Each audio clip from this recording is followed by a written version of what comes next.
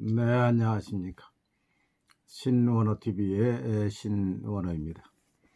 오늘은 제가 지은 책 잠언 속에 숨겨진 비밀 8과 악인에 대해서 공부하겠습니다. 이 책은 인터넷 서점이나 전국 기독교 서점에서 구입할 수 있습니다. 잠언에는 의인과 악인, 지혜로운 자와 미련한 자, 부지런한 자와 게으른 자 등 비교하여 교훈하는 곳이 많다. 이렇게 교훈하여야 그 차이점이 확연히 드러나고 기억에 잘 남기 때문이다. 잠언이 말하는 악인도 상대적, 도덕적 악인을 말한다. 본래부터 악인이 없다. 하나님은 선하게 지으셨다. 그렇다면 한 번 사는 삶을 굳이 악하게 살 필요가 있겠는가? 솔로몬은 이렇게 말한다. 하나님이 사람을 정직하게 지으셨으나 사람은 많은 꾀를 낸 것이니라. 본래 하나님이 사람을 선하게 지으셨는데 굳이 악하게 살 필요가 뭐 있겠는가 하는 것입니다.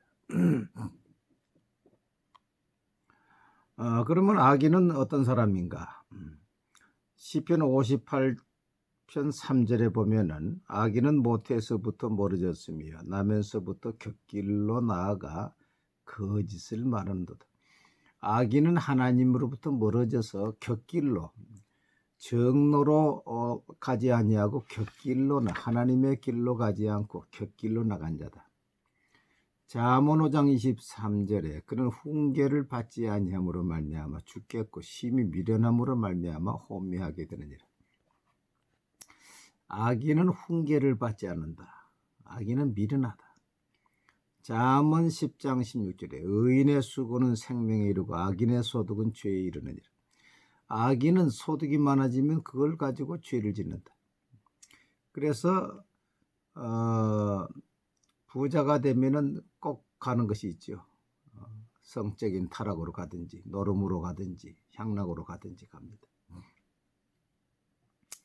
잠언 11장 7절에 악인은 죽을 때에 그 소망이 끊어지나니 불의의 소망이 없어지느니라. 악인은 죽을 때 소망이 다 끊어져요. 천국에 소망이 없습니다. 다 땅에 있는데 자신이 땅에서 뽑히게 되니까 소망이 없어집니다. 잠언 12장 10절 의인은 자기의 가축의 생명을 돌보나 악인의 긍휼은 잔인하니라. 악인은요 짐승에게도 아주 잔인하더라는 거예요. 잠언 12장 12절 의인은 불의의 이익을 탐하나 악인은 불의의 이익을 탐하나 의인은 그 뿌리로 말미암아 결실하느니라. 불의의 이익을 탐합니다. 그것이 선하고 악한 것에 상관없이 돈만 벌으면 된다.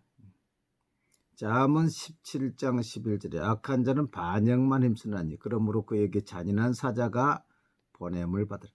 악한 사람은 항상 반역만 해요. 염소가 그 들이받고 따라오지 않고 자꾸 버티는 것처럼 반역만 해요. 그래서 광야에서도 보면은 이스라엘 백성들이 자꾸 반역했어요. 반역할 때마다 그들이 쓰러졌죠. 민수기 11장 1절로 3절 보니까 불평을 해서 불평하다가 또 불이 나서 죽고, 또 민수기 12장에 미리암과 아론이 모세를 비판하다가 또 문둥병이 되고, 민수기 14장에 정탐꾼들이 그 땅을 악평해서 또 10명이 죽고, 민수기 16장에도 보면 고라 자손이 모세를 대항하다가 250명 지휘관과 더불어 다 죽지 않아요. 반역만 잡고 힘써요. 순종하는 게 없습니다. 잠언 28장 1절 보면은 악인은 쫓아오는 자가 없어도 도망하나 의인은 사자같이 담대하니라. 악한 사람은 죄가 있기 때문에 항상 쫓기는 심정입니다. 쫓기는 심정. 하나님에게도 쫓기고 사람에게도 쫓기고 담대함이 없어요. 미국의 마약 사범으로 30년간 수배를 받아오다가 잡힌 랜 잭슨 맥도날드가 있습니다. 이 맥도날드는 2011년 1월에 마이애미 경찰에 잡혔는데 이 사람은 범죄를 저지르고 펜실베니아로 도망가가지고 그 이름을 잭 헌터라고 바꿔서 30년을 살았는데 결국 연방보안관에게 잡혔습니다. 2011년 1월 연방보안관이 그를 체포했을 때 그는 이렇게 말했다고 합니다. 당신들이 맞습니다. 저를 잡았군요. 저는 이때까지 저 뒤를 항상 쳐다보며 불안해했었고 언제 이날이 올지 궁금했습니다. 항상 저 뒤를 쳐다봤다는 거예요. 30년 동안. 그러니까 회개하고 자유를 찾아야지. 회개하지 않으면 항상 불안하다는 것입니다. 자, 자문이 말하는 악인은 어떤 사람인가? 모태에서부터 멀어졌고 태어나면서부터 곁길로 간 사람. 정로로 가지 않고 훈계를 받지 않고 소득이 많아지면 죄 짓는 데 빠르고 죽을 때의 소망이 없고 잔인하고 불의의 이익을 탐하고 항상 순종이 없고 반역만 힘쓰고 쫓아오는 자가 없어도 그 도망은 항상 쫓기는 심정이라. 악인에게 내리는 저주는 무엇인가? 첫째, 잠언 5장 23절에 악인은 자기의 악에 걸리며 그 죄의 줄에 매이나니 자기의 자업자득, 자기의 악에 자기의 죄에 걸린다. 잠언 10장 27절에 여호와를 경외하면 장수하느니라. 그러나 악인의 수명은 짧아지니라. 악인은 수명이 짧아진다. 잠언 10장 30절에 의인은 영원히 이동되지 아니하여도 악인은 땅에 거하지 못하게 되느니라. 악인은 땅에 뿌리를 내리지 못한다. 잠언 12장 3절에도 사람이 악으로서 굳게 서지 못하거니와 벌써 죄가 있으면 쫓기기 때문에요. 쫓기기 때문에 안전한 가정생활, 안전한 사업을 못하잖아요. 쫓기는데요. 그렇기 때문에 가인이 아벨을 죽인 다음에 방황자가 돼요. 방랑자가 돼요. 잠언 11장 8절에 의인은 환난에서 구원을 받으나 악인은 자기의 길로 가느니라.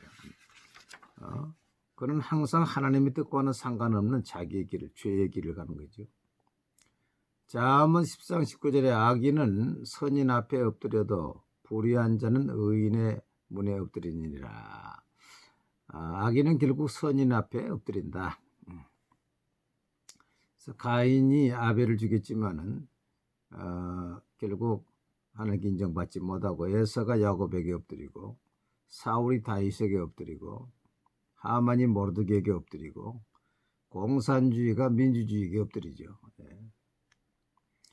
잠언 12장 26절에 의인은 그 이웃의 인도자가 되나 악인의 소행은 자신을 미혹하느니라. 인도자가 된 자신을 미혹하게 된다. 악인의 길은 어둠 같아서 그가 걸려 넘어져도 그것이 무엇인지 깨닫지 못하느니라. 잠언 4장 19절이죠. 자기 길이 미혹되는 것입니다. 결국. 잠언 15장 6절에 의인의 집에는 많은 보물이 있어도 악인의 소득은 고통이 되느니라. 그 악인의 소득은 불의의 소득이 되기 때문에 결국 고통이 되느니라. 잠언 24장 16절에 대저 의인은 7번 넘어져도 다시 일어나거니와 악인은 재앙으로 말미암아 엎드러지느니라. 결국 재앙으로 엎드러진다. 그 악인에게 내리는 저주가 자기의 악에 걸리고 자기의 죄에 매이게 되고 두 번째 수명이 짧아지게 되고 세 번째 땅에서 뿌리를 내리지 못하게 방랑자가 되게 되고 결국 자기의 길로 가서 망하게 되고 선인 앞에 엎드리게 되고 자신을 미혹하게 되고 그 소득이 고통이 되고 재앙으로 엎드려진다. 적용입니다. 내게서 자주 나타나는 악인의 성품은 무엇이라고 생각되는 거예요? 악인의 성품.